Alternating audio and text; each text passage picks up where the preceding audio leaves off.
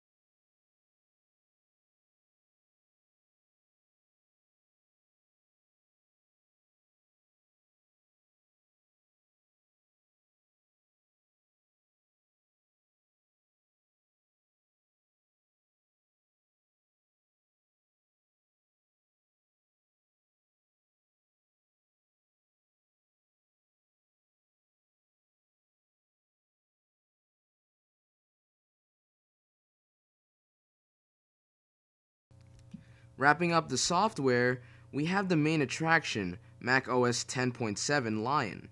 This of course is the 7th macOS 10 release.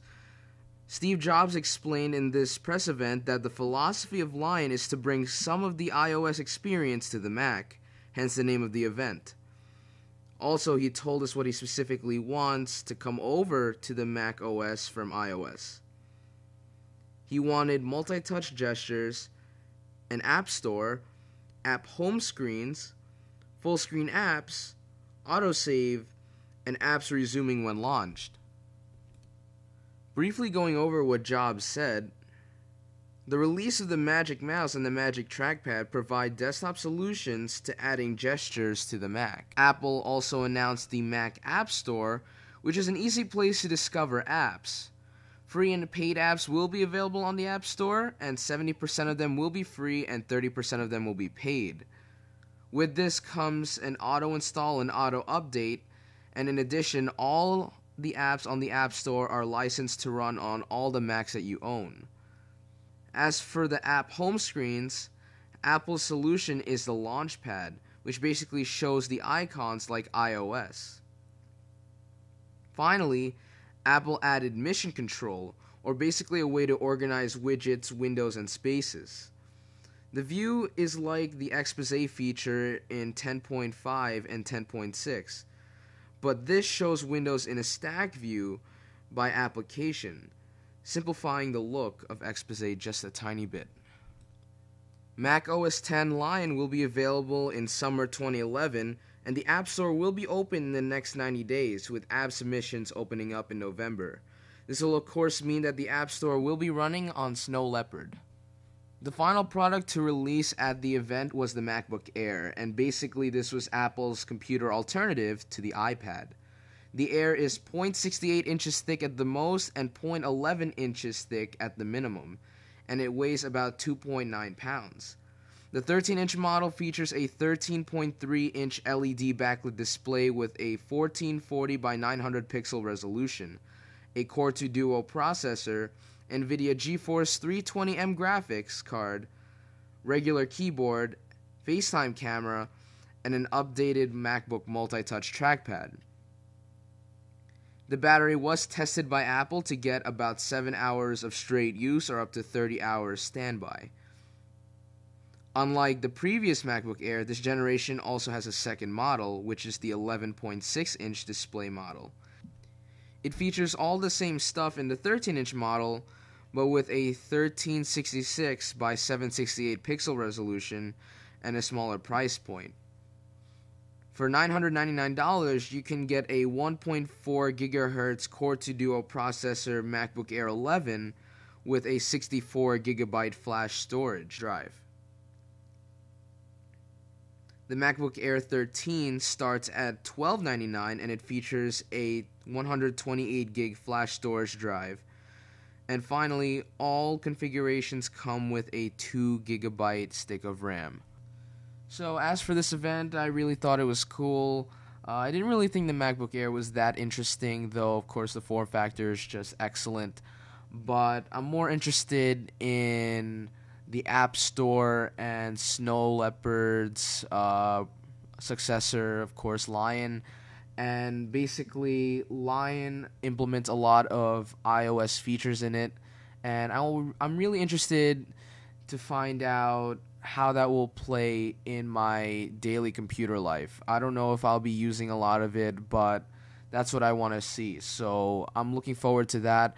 As for the App Store, I think it presents a great opportunity to companies out there because it'll help get their applications out on the market. More people will probably discover them, just like how people discovered apps on the App Store. Though, of course, this is a lot different. But yeah, people will get recognition. Of course, there's also the argument that Apple will be getting a significant amount of the profits. So we'll see what devs think about it, but I think they'll mostly side with Apple on this one. And I just want to see all of these things go to work, so I'll be looking forward to that. So yeah, that's it for this video. I'd like to thank you guys for watching. Please rate, subscribe, and comment. Go check out my channel because I did update the channel layout a bit. I changed the background. I also put an event schedule on there, or I believe that's what you call it. And basically those dates on there will tell you when my videos are slated to come out. I believe my next video will be on a comic called Dark Ages. I got this from Comic-Con, and it's a very interesting story. I'll tell you more about it in that video. It should come out maybe this weekend or next weekend, so look out for that. They really deserve a shout out, the creators, so I will try to help them out. I know some of you may not even watch the video, but hell, it's worth a try.